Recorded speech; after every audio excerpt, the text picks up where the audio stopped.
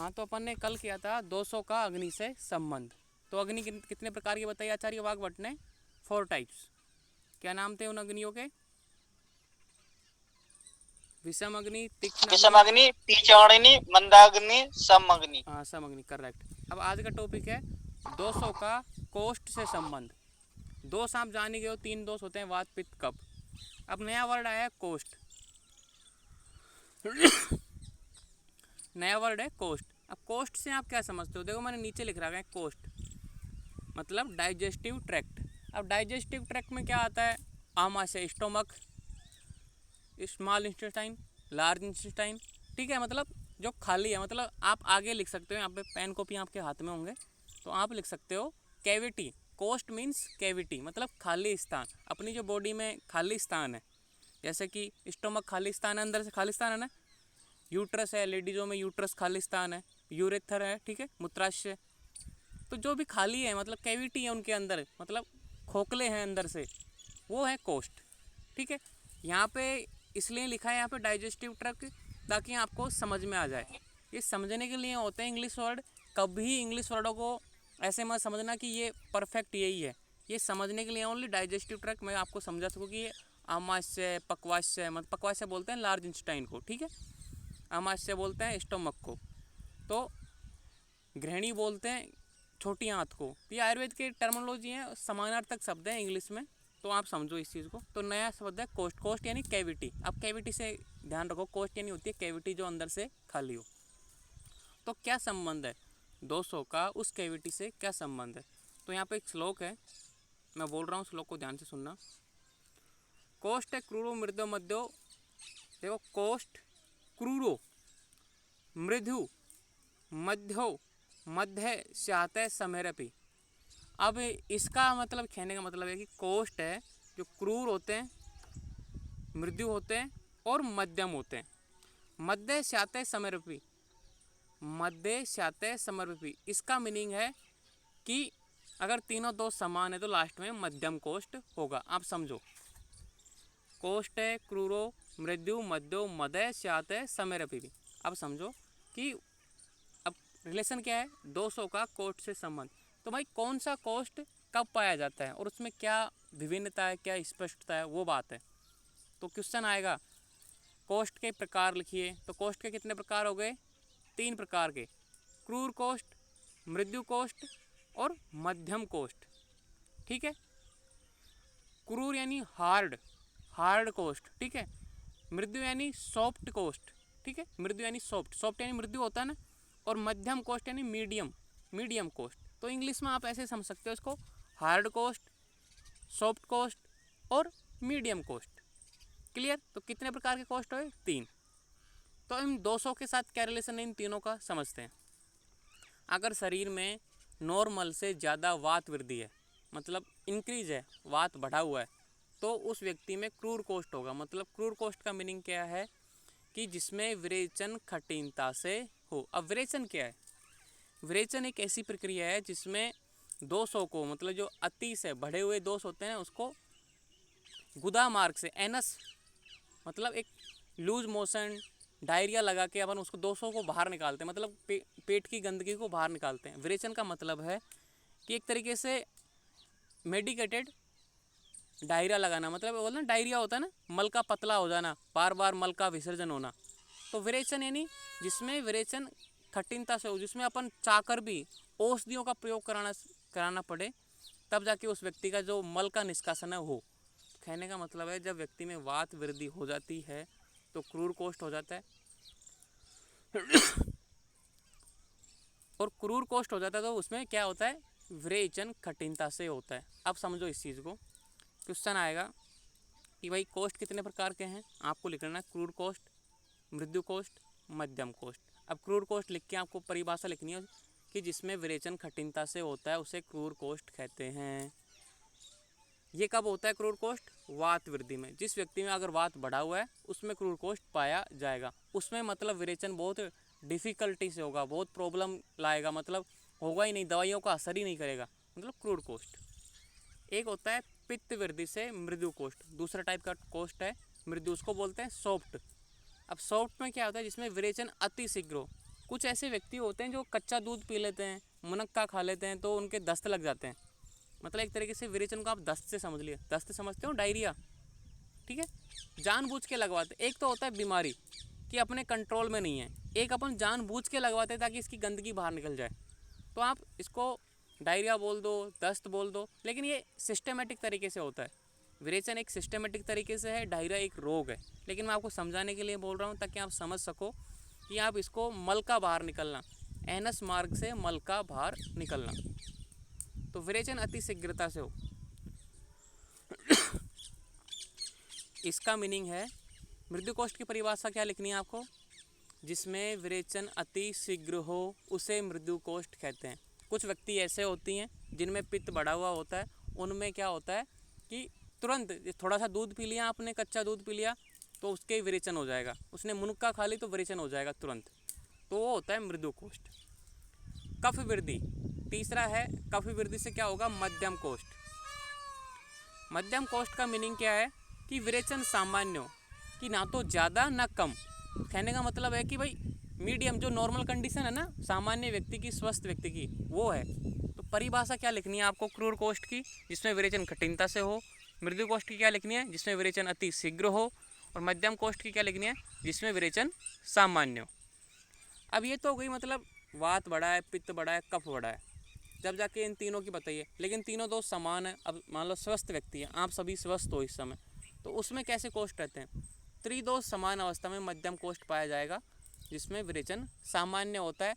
मतलब आप अगर कोई ऐसी औषधि का यूज़ कर रहे हो जिससे विरेचन लगे, दस्त लगे, तो आपके दस्त लगेंगे। अगर आप ऐसी औषधि का यूज़ नहीं कर रहे तो नहीं लगेंगे, मतलब नॉर्मल वैल्यू।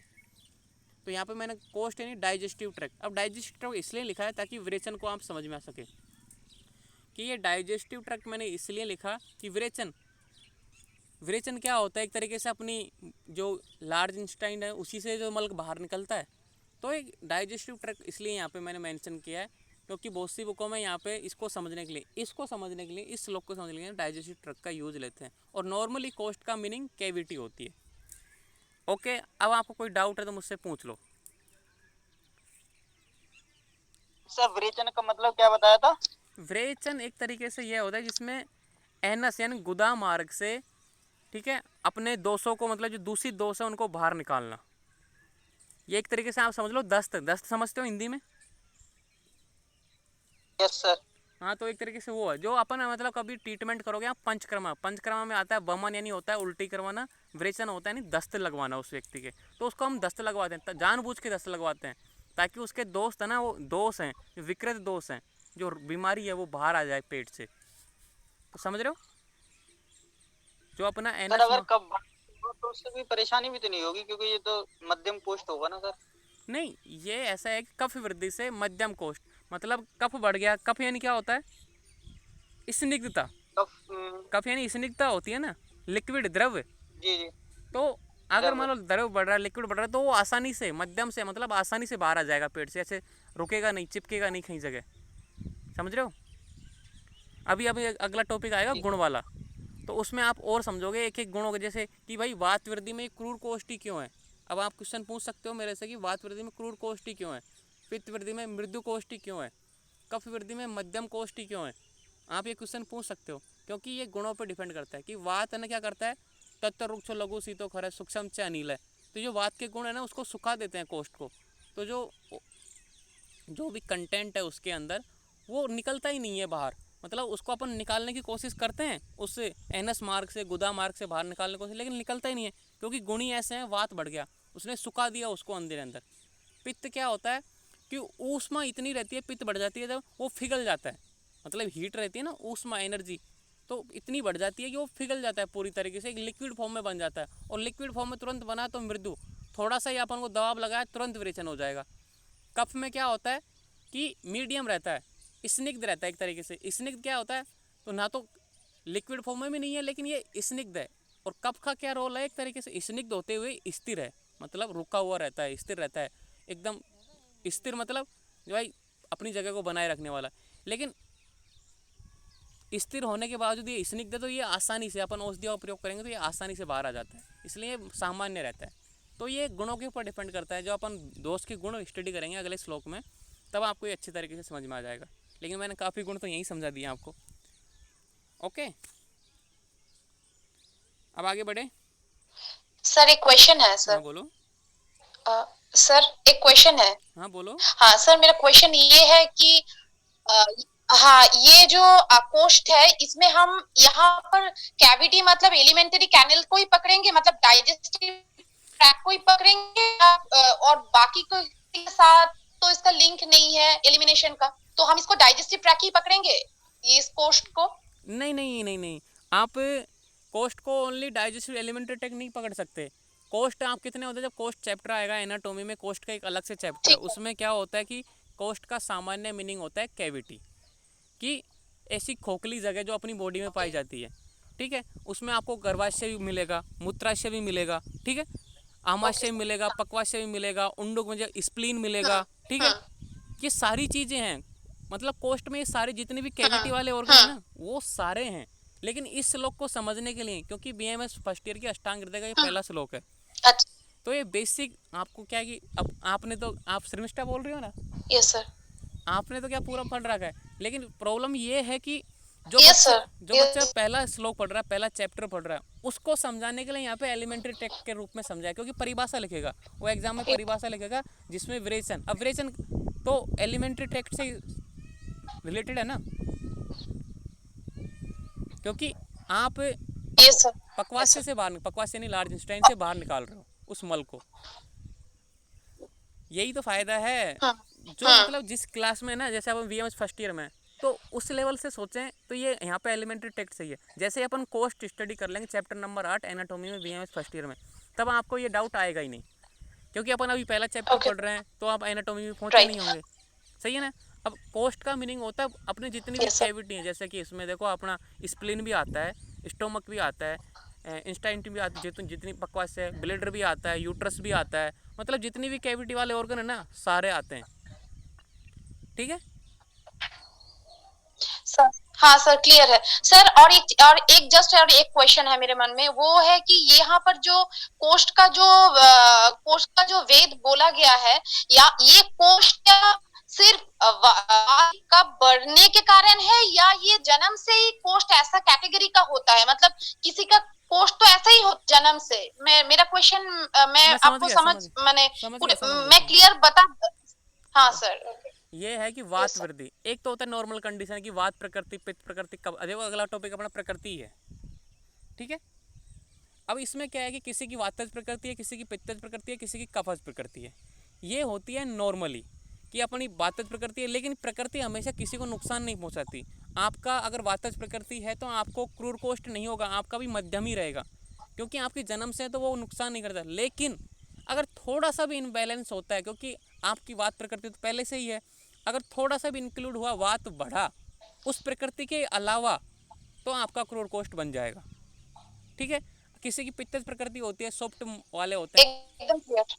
है ना, किसी सॉफ्ट सॉफ्ट प्रकृति, पित्तज प्रकृति वाले होते हैं ना, व्यक्ति गोरे होते हैं, अच्छे सुंदर होते हैं, पित्त प्रकृति वाली क्वालिटी होती है, वो क्या करते हैं कि नॉर्मली तो उनके दस्त नहीं लगते, लेकिन उनके थोड़ा सा जैसे ही उन्होंने ऐसा हार विहार खाया जिससे पित्त और बढ़ जाए, क्योंकि पहले से बॉडी में बढ़ा हुआ है उनकी, क्योंकि पित्तज प्रकृति है, अगर उन्हें थोड़ा सा और बढ़े, पित्त बढ़ गया, तो उनके तुरंत विरेचन लग जाएगा, उनके दस्त हो जाएगा।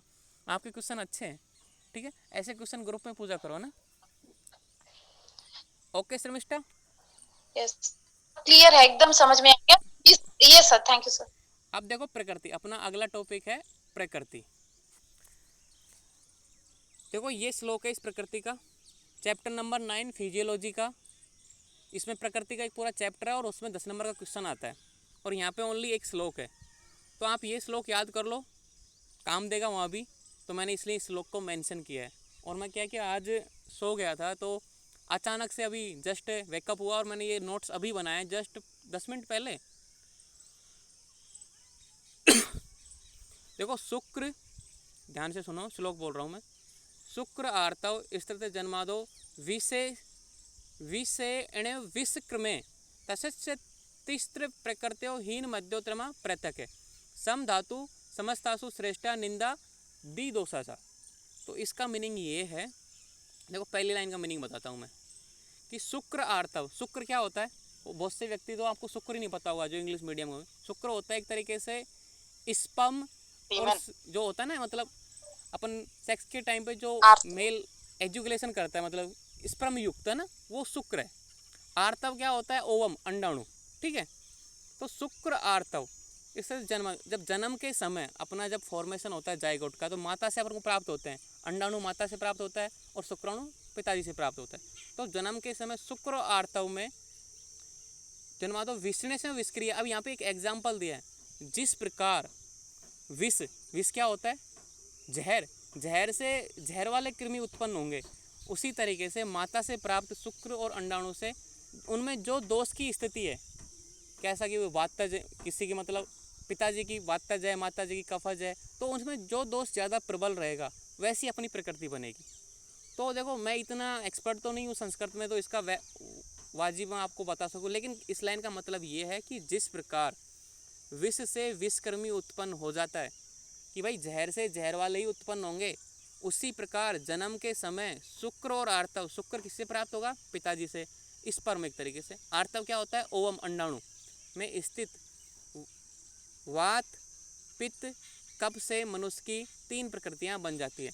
अब मान लो कि किसी के वात बन गई, किसी की पित्त बन गई, किसी कब, अब ये डिसाइड किसके हाथ में? अपनी जो प्रकृति है ना, जो अपना स्वभाव है, नेचर है, ठीक है, वो अपने माता पिता की देन है। अपन बोलते हैं ना कि जीन, आजकल के तो उसको बोल दिया जीन, जेनेटिक्स, आनुवांशिकी। ठीक है, ये हमारे प्रकृति, प्रकृति अपन को किससे मिलती है? माता पिता से। अपन को आयुर्वेद में क्या बोला उसको? प्रकृति की आपका नेचर क्या है, ये सब आपके माता पिता पे डिपेंड करता है। आपने ये गुण कहाँ से मिले? अपन बोलते हैं ना कि ये माता पिता के समान दिखता है, माता पिता के जैसे गुण हैं, क्योंकि अपन को शुक्र और अंडाणु क्योंकि उन्हीं से मिले हैं, उन्हीं से अपन को प्रकृति मिली है, उन्हीं के गुण अपन को मिले हैं। ठीक है, तो कहने का मतलब है कि जिस प्रकार, इस लाइन का है विशेषण विषकर्म है, जिस प्रकार विषकर्मी से विषकर्मी, जिस प्रकार विष से विषकर्मी उत्पन्न होता है, उसी प्रकार फिर ये अगली, ये पहली लाइन का यहाँ पे है, उसी प्रकार जन्म के समय शुक्र और आर्तव में स्थित, शुक्र और आर्तव में स्थित वात पित्त कफ से मनुष्य की 3 प्रकृतियां बन जाती हैं। तो किसी की वात बन जाती है, किसी की पित्त बन जाती है, किसी की कफ। अब आप बोलोगे कि कोई ज़रूरी थोड़ी है, 2 भी तो बन सकती हैं, द्वंद्व भी तो बन सकती हैं, आपके सारे डाउट दूर हो जाएंगे। अब देखो, तेसर त्रिस्त्र प्रकृति, मतलब 3 प्रकृति बन जाती है। हीन मध्योतय उत्तमा पृथक है, मतलब एक तो हीन होती है, एक मध्यम होती है, एक उत्तम होती है। अब हीन कौन सी है, मध्यम, देखो हीन मध्योत्तमा उत्तमा पृथक है, तीनों सेपरेट हैं, कौन सी हीन है, कौन सी मध्यम है, कौन सी उत्तम है। तो वातज प्रकृति है हीन प्रकृति। लो क्वालिटी, मतलब जो वातज प्रकृति वाला पुरुष होता है ना, उसको मतलब एक तरीके से रोगवान रहता है, हमेशा रोग होता ही रहता है उसको, कभी क्या हो गया, मतलब एक तरीके से कभी उसको क्या हो गया, कभी बीमारी, आज उसको खांसी है तो कल जुकाम हो जाएगा, परसों बुखार हो जाएगा, मतलब पूरी ज़िंदगी वो टैबलेट लेके ही निकालेगा। तो होती है लो क्वालिटी, उसकी इम्यूनिटी भी बहुत कमज़ोर होती है, तो इसलिए बोलते हैं इसको हीन प्रकृति। अब ये वातज प्रकृति हीन क्यों है, ऐसे क्वेश्चन कर सकते हो आप, क्योंकि जो इसके गुण है ना बहुत बेकार है, अपनी बॉडी को नुकसान पहुँचाने वाले हैं, तो इसलिए ये हीन प्रकृति है। देखो तेसर त्रिस्त्र प्रकृति, मतलब 3 प्रकृतियां बन जाती हैं, कौन कौन सी? इनमें से हीन मध्यम उत्तम पृथका, मतलब तीनों अलग अलग हैं, हीन मध्यम और उत्तम। अब पित्तज प्रकृति क्या है? मध्यम। जो पित्तज प्रकृति वाला व्यक्ति उत्पन्न होगा, जिसमें पित्तज प्रकृति है, वो होती है मॉडरेट क्वालिटी, मतलब ना तो अच्छी ना बुरी, मीडियम, एकदम मॉडरेट रहती है, मतलब अपना अच्छा खासा कर लेता है वो। और होते है कफज प्रकृति, कफज प्रकृति होती है उत्तम, गुड क्वालिटी, मतलब सर्वश्रेष्ठ। जो देवताओं की प्रकृति होती है ना, वो कफज प्रकृति होती है। जो महान साधु आत्माएं होते हैं, जो बड़े बड़े होते हैं ना, एकदम से ज्ञानी, वो होती हैं गुड क्वालिटी, मतलब उत्तम प्रकृति के, कफज प्रकृति के। तो आप अभी अगर मतलब सोचो कि मुझे कौन सी प्रकृति का, अपने मतलब कौन सी प्रकृति का होना चाहिए, तो आप कभी, जब फिजियोलॉजी का टेस्ट होगा, प्रैक्टिकल तो होंगे नहीं, रखे होंगे आपके ऑनलाइन क्या प्रैक्टिकल होंगे, लेकिन प्रकृति का टेस्ट होता है, फिजियोलॉजी में टेस्ट है, प्रकृति का प्रैक्टिकल है, क्योंकि टॉपिक वहाँ पे पूरा चैप्टर है, तो वहाँ पे टेस्ट होता है। तो अपनी प्रकृति जांच करना, आपको पता लग जाएगी कि आपकी कौन सी प्रकृति है, कि आपकी वात प्रकृति है, कि आपकी पित्तज है, कि आपकी कफज है, पूरा टेस्ट होता है इसका, है ना। और अब देखो, अब है नीचे सम धातु समस्तु श्रेष्ठा निंदा दी दोषा। अब यहाँ पे बोलिए नीचे सम धातु समय अस्तु श्रेष्ठा निंदा दी दोषा, ये अष्टांग हृदय सूत्र स्थान का पहले चैप्टर का 9 और 10वां श्लोक है, ये मैंने यहाँ पे मेंशन कर रखा है। सम धातु समस्तु श्रेष्ठ। अब देखो कोई मेरी संस्कृत पे मजाक नहीं उड़ाएगा क्योंकि मेरी संस्कृत बहुत वीक है ना, बस आपको समझा रहा हूँ, नहीं तो मैं श्लोक तो पढ़ता ही नहीं। निंदा दी दो सजा। अब क्या पीजी में क्या होता है, बस इसको याद रखो भाई, शुक्र, ठीक है, इसको याद रख लो, इसका मीनिंग नहीं बताएंगे, बस ये याद कर लो, ये श्लोक आ गया तो आपको पता होना चाहिए आंसर क्या है। पूरा कोई याद नहीं करता, तो मैं श्लोक याद नहीं करता, बस मैं समझता हूँ उस चीज़ को। तो यहाँ पर बोला सम धातु, अगर मान लो वात पित्त कफ तीनों समान है तो सम दोषज प्रकृति। यहाँ पे देखो सम प्रकृति श्रेष्ठ, मतलब बेस्ट क्वालिटी, सबसे बेस्ट यही है सम दोषज प्रकृति, इसमें तीनों होते हैं, वातज भी है, पित्तज भी है, कपज भी है। तो ऐसा व्यक्ति मिलना तो शायद ही मुश्किल है आज के ज़माने में जो सम दोषज हो, जिसमें तीनों दोषों की प्रकृति हो और मतलब क्वांटिटी भी सेम हो, उसको बोलते हैं बेस्ट क्वालिटी। अब आती है देखो यहाँ पे सम धातु समस्तु श्रेष्ठ, मतलब सबसे बेस्ट है। निंदा दी दो सजा, जो दी दोष है मतलब दो दोषों के संयोग से भी तो बन सकती है, तो द्वंद्वज प्रकृति निंदित होती है, मतलब नॉट गुड, मतलब इसको अच्छी नहीं मानी। द्वंद्व को मतलब निंदा करने योग, निंदा करने का मतलब है कि उसमें बुराइयां होती हैं। व्यक्ति कभी कभी तो हाइपर हो जाता है बहुत ज़्यादा, कभी कभी एकदम रिलैक्स रहता है, कभी कभी बहुत बीमार हो जाता है, कभी कभी ठीक रहता है, तो मतलब एकदम से नॉट गुड, अच्छी नहीं है मतलब। तो कौन कौन सी होती हैं, तीन द्वंद्वज प्रकृति, वातज पित्तज, पित्तज कपज और वात कपज। वात के साथ पित्त जोड़ दिया तो वातज पित्तज बन गया, ठीक है, पित्त के साथ कप जोड़ दिया तो पित्तज कपज, अब फिर इन दोनों को जोड़ दिया वातज कपज, मतलब कैसे भी जोड़ लो तीन ही बनेंगी, दो दो का जोड़े बनाने हैं, वातज पित्तज, पित्तज कपज, वात कपज, ये नॉट गुड, मतलब निंदा करने ही हो गया। तो सम दोषज तो श्रेष्ठ हो गई, ये निंदा हो गई, लो क्वालिटी वातज हो गई, पित्तज मॉडरेट हो गई, कफज गुड क्वालिटी हो गई। मैंने इंग्लिश इसलिए कर रहा हूँ क्योंकि आपको समझ में आ जाए, क्योंकि बच्चे हर चीज़ बार बार तो आप क्लास तो ले नहीं सकते, इसलिए मैं इंग्लिश ज़्यादा से ज़्यादा कोशिश करता हूँ इंग्लिश के वर्ड आपको बताऊँ और आपको समझाऊँ। लास्ट ईयर की जब क्लास हुई थी मेरी, जब मैंने ली थी 2 क्लास, उसमें ये था कि मेरी इंग्लिश में काफ़ी प्रॉब्लम आई थी बच्चों को समझाने में, क्योंकि इंग्लिश वर्ड कम यूज़ कर रहा था मैं। तो इस बार मैं ये बात ध्यान रख रहा हूँ कि इंग्लिश अपन को कुछ गलतियों से सीखते हैं, तो जो लास्ट क्लास आई थी उसमें इंग्लिश में बिल्कुल यूज़ नहीं करता था, बिल्कुल भी नहीं, लेकिन अब इंग्लिश आपके लिए परफेक्ट तरीके से साथ में चलेगी। अब देखो यहाँ पे प्रकृतियाँ मनुष्य को हानि नहीं पहुँचाती। अभी थोड़ी देर पहले मैं बोल रहा था, जिसकी जैसे कि आपकी वात प्रकृति है तो आपको कभी नुकसान नहीं पहुँचाएगी वो बात, आपकी पित्त प्रकृति तो आपको नुकसान नहीं पहुँचाएगी, भाई आपके अंदर पित्त है, क्या मुझे नुकसान पहुँचेगा? नहीं पहुँचेगा। आपकी कफज है तो नहीं पहुँचेगा, बाकी दोष कम है लेकिन आपको नुकसान नहीं पहुँचाएंगी वो। परंतु वात प्रकृति पुरुष को वातजन, पित्त प्रकृति को पित्तजन, कफ प्रकृति को कफजन विकार विशेष रूप से होते हैं। विशेष रूप से होते हैं मतलब सिंपल सी बात ये है कि भाई आपके अंदर वात पहले से है, किसी की मान लो वात प्रकृति है, उसके अंदर वात पहले से बढ़ा हुआ है, आपको नुकसान नहीं पहुंचा रही, लेकिन आप उसको और ज़्यादा बढ़ा रहे हो, कुछ ऐसा हार विहार खा रहे हो, ऐसा भोजन करो जिससे वात और ज़्यादा बढ़े। पहले से ही बढ़ा हुआ है बॉडी में, लेकिन और ज़्यादा बढ़ा रहे हो तो नुकसान तो होगा ही ना। इसलिए जो जिस प्रकृति का पुरुष होता है ना, उसको उस प्रकृति से संबंधित लक्षण रोग देखने को मिलते हैं। तो इसका मीनिंग समझे मैं क्या बोलना चाह रहा हूँ आपको। जैसे किसी व्यक्ति की कफज प्रकृति है जैसे किसी व्यक्ति की कफज प्रकृति है तो कफ उसके अंदर बॉडी में फुल है, भाई कफज के अनुसार कार्य कर रहा है, कफ पहले से इंक्लूड है, आपको कोई नुकसान नहीं पहुंचा रहा, लेकिन फिर भी आप घी तेल स्निग्ध युक्त ऐसे मतलब आहार विहार कर रहे हो जिससे कफ और ज़्यादा बढ़ जाए। अब एक सीमा होती है, पहले से आपके अंदर लिमिट होती है कि भाई लिमिट है, कफ पहले से बढ़ा हुआ है, लेकिन आप और ज़्यादा उसको बढ़ा रहे हो तो रोग तो होंगे ही ना। सिंपल सी बात यह है इस लाइन का। प्रकृतियाँ मनुष्य को हानि नहीं पहुंचाती, परंतु वात प्रकृति पुरुष को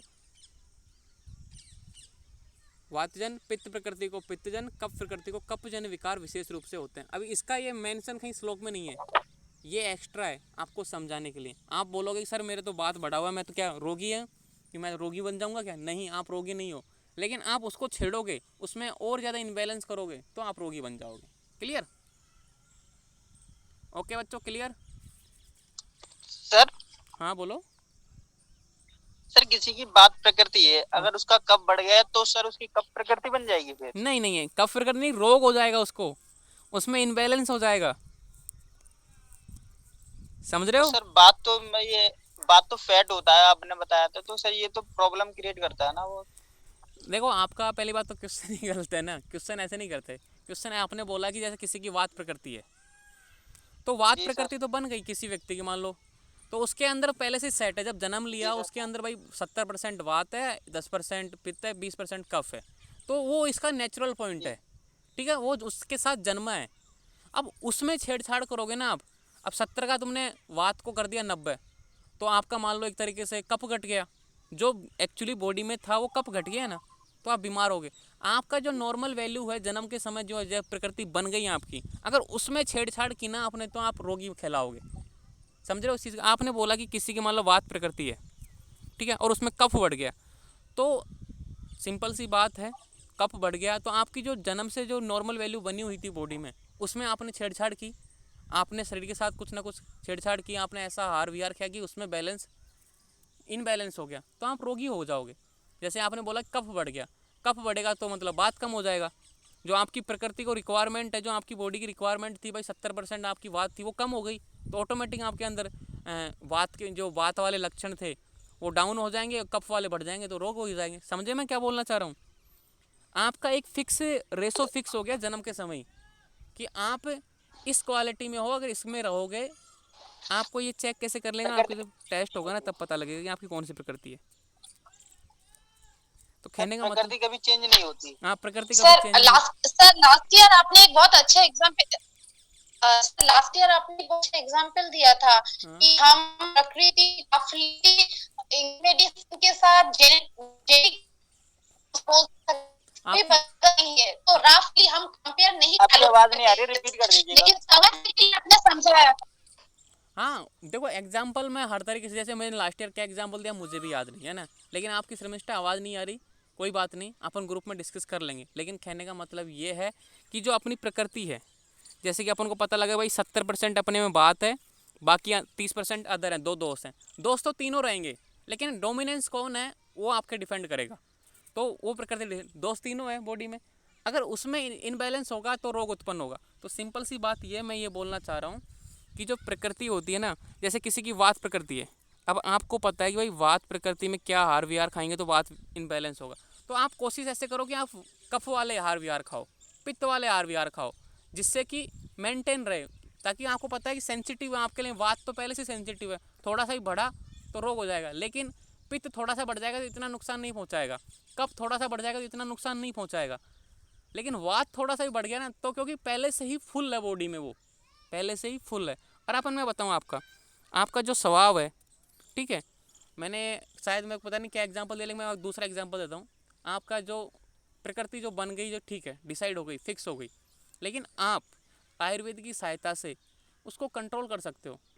जैसे कि वातज प्रकृति है, आपको मतलब वातज वाले रोग हो रहे हैं, तो आप ऐसा आहार विहार खाओ जिससे कि वात मेंटेन रहे, और पित्त और कफ, ठीक है, थोड़ा बहुत उनमें इनबैलेंस हो सकता है, लेकिन वात को आप मेंटेन रखना।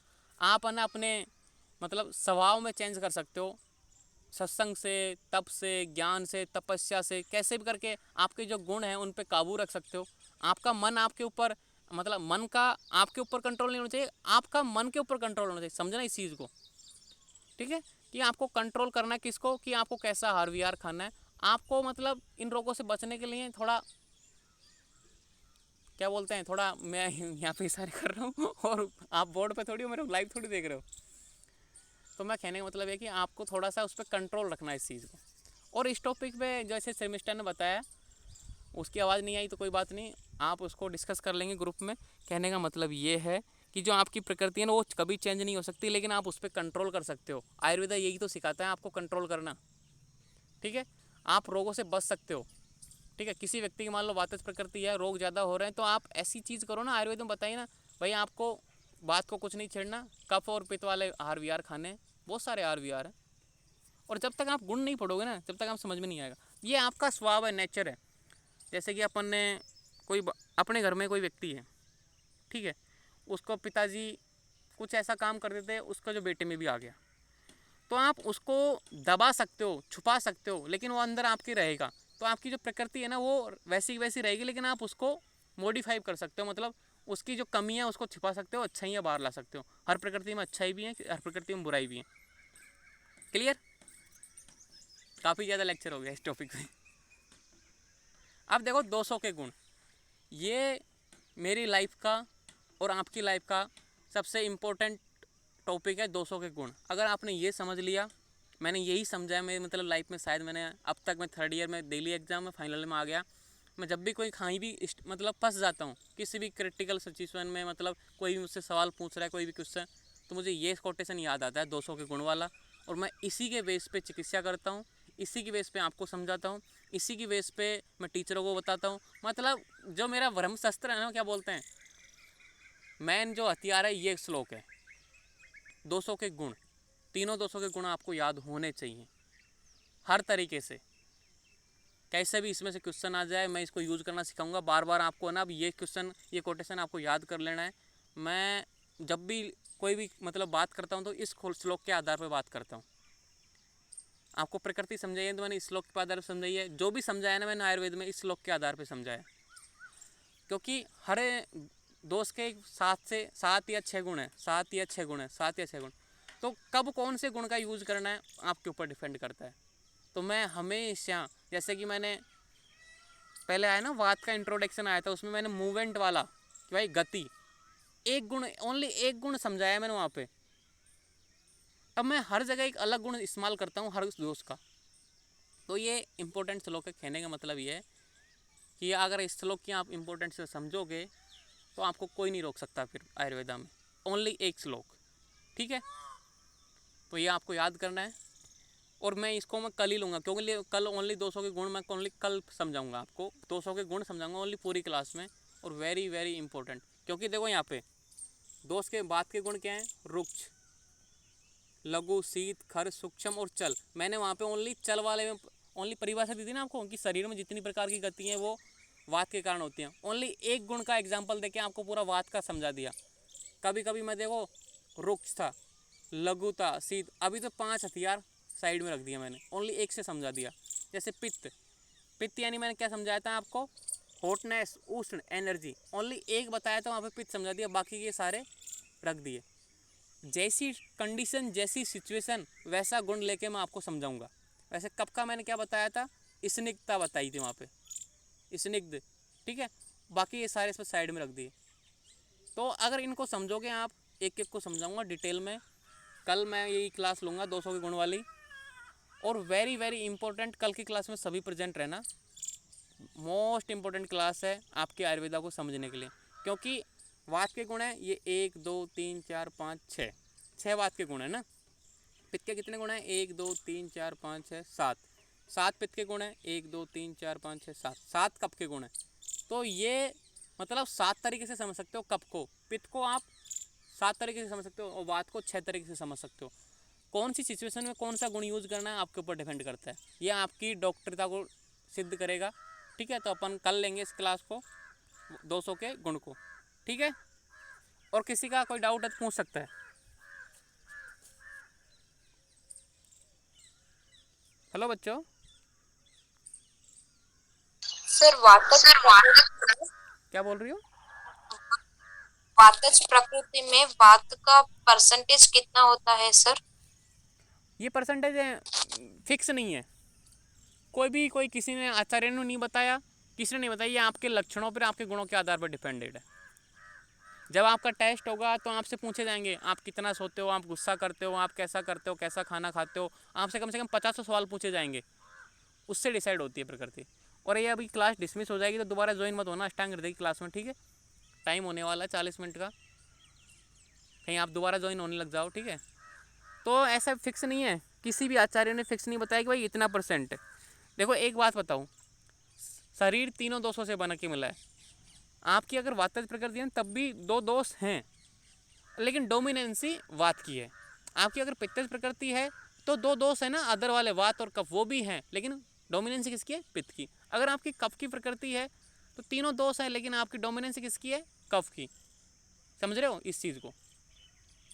अब जैसे द्वंद्वज प्रकृति है, उसमें क्या होता है, 40% मान लो पित्त हो गया, ठीक है, 40% कफ हो गया, अब 20% वात रह गया, तो वात की कोई वैल्यू नहीं है, उनके द्वंद्वज मानी जाएगी, क्योंकि वो नगण्य हो गया उनके सामने।